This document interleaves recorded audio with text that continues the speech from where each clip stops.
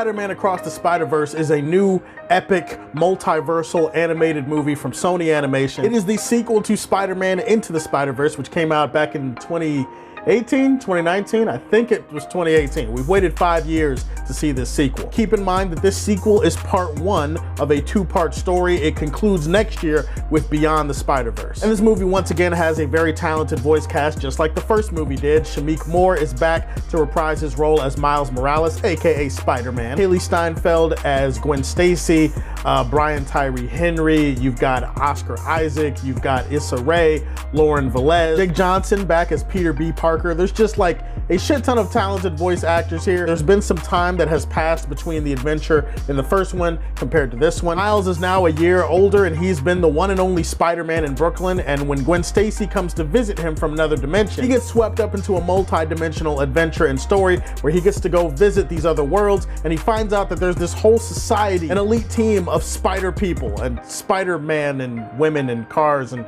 whole bunch of people. But when all the Spider-Men and women clash over how to handle a new threat, Miles must redefine what it means to be Spider-Man and what it means to be him as he tries to save his loved ones. I'm not gonna lie to you guys, I see a lot of movies. I see like 5 or 6 movies a week. This is one of those rare movies where I saw the movie and then I just kind of sat in my seat stunned for a few minutes, unable to speak. This is the type of movie that leaves you speechless. It's a type of movie that there aren't a lot of words in the English language that can adequately describe the feelings that you have while watching the movie and how incredible the movie is. You got a chance to witness greatness at its highest order. Skip, what word do I want to use? Was this the crescendo? Was this the zenith? The apex? The denouement? This film had me shook. I went home, I thought about it all night, I went back the next day, I saw it again, but holy shit, man, holy shit. It's one of those holy shit movies, one of those all-time movies, one of those movies that you're gonna look back on in a few years, you're gonna be like, damn, that was epic, damn, they don't make movies like this anymore. This is a complete game changer. This is going to redefine an entire generation for animation, an entire generation for Spider-Man fans. I have to start with the animation in this movie because the animation is just, there just aren't words. Oh, yes!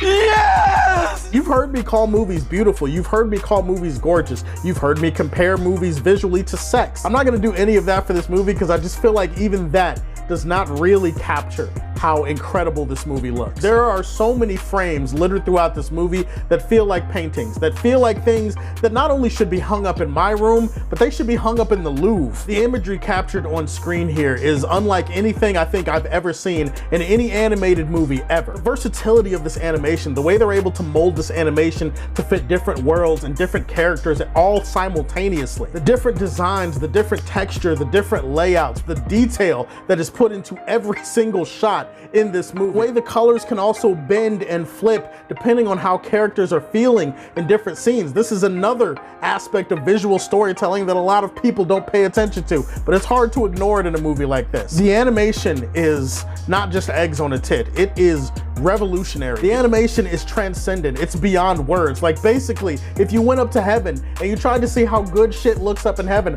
I have a hard time believing that they could animate anything in heaven that actually looks as good as this movie. And you could call that blasphemous, but you know what's also blasphemous? The fact that we have to wait until next year to see the second part of this movie. That shit pisses me off. Let's talk about the score. Daniel Pemberton is the one who does the score for this movie. The score is incredible. It's one of my favorite scores for any superhero movie ever. It's the new themes. It's the way they combine it with different instruments and drums, the way that it perfectly bounces along to the beat of the movie in terms of the emotions that they're bringing out. That's another thing to praise about the movie. The movie is very emotional. The movie is definitely a real human story at the same time while it's this big, huge Spider-Man epic. A movie that's about family and it's about love, but it's also about growing up and it's also about change and it's also about learning about who you are and accepting who you are even in places that don't want to accept you. It's also a romance between Miles and Gwen. It's also a meditation on what Spider-Man is, who is Spider-Man supposed to be. And that also goes to the voice acting. The voice talent here is incredible as it always is. The characters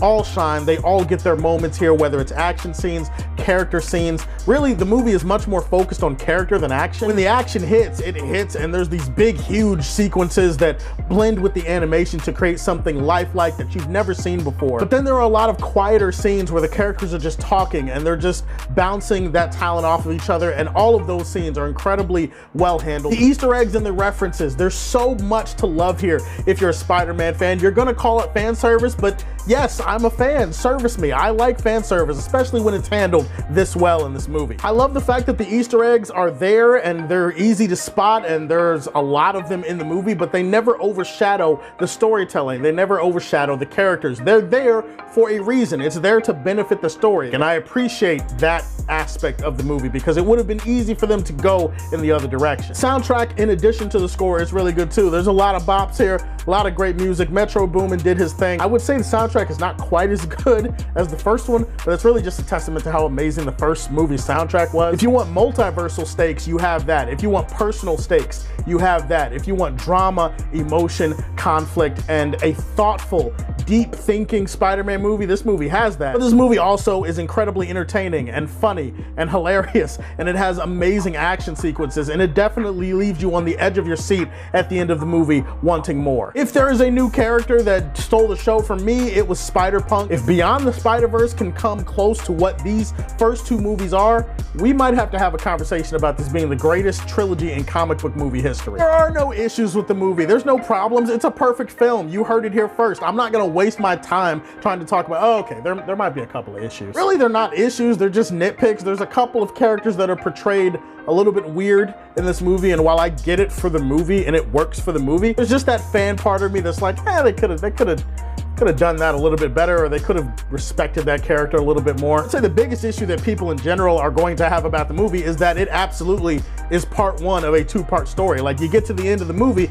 and people are gonna be sitting there like, whoa, where's the rest of it? Wait, you mean I have to wait to see the rest of it? Putting aside animation or comic books, like, this is just a damn great movie. Great music, great action, great voice talent, great character work, great Easter eggs, the visuals, the animation, it's all-time stuff. Like, if you haven't seen Across the Spider-Verse, what the fuck are you waiting for? Across the Spider-Verse is one of the greatest things I've ever seen in my life, and it absolutely deserves the highest praise this channel can offer, Superman Prime. Tell me, have you seen it? Which one do you prefer? Into the Spider-Verse or Across the Spider-Verse? Go ahead and put that in the comment section down below. Please like and subscribe to the Superfan Show, and if you like what you see, tell me how you feel, and stay tuned to hear more from the Man of Steel. Peace.